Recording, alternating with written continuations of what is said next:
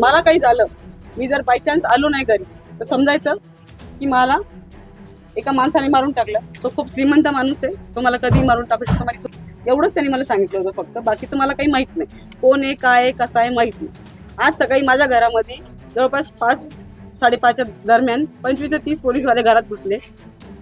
मध्ये गेले, पूर्ण घरातलं एक ना एक चिंदी त्यांनी खाली काढून फेकली. सगळं बघितलं, घरामध्ये त्यांना काही भेटलेलं नाहीये. घरात सगळं तपास करून सगळं करून घराच्या बाहेर पडताना मी त्यांना फक्त एवढंच विचारलं, ठीक आहे कुठे आहे म्हटलं, अमोल खोतकर कुठे आहे, तुम्ही त्याला पकडलं ना, कुठे आहे अमोल खोतकर.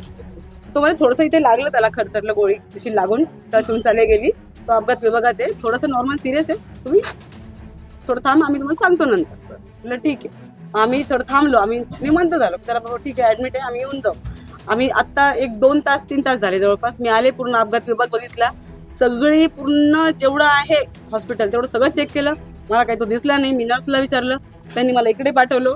तो मरून पडलेला आहे, त्याला सकाळी ऑन स्पॉट जागेवर 5-6 गोळ्या, पूर्ण हे उधळलं, हे उधळता गोळ्या मारलेल्या आहे, पूर्ण शर्ट फाटून पूर्ण रक्ताचे थारोळे जमले, डोळ्यातून तोंडातून रक्त.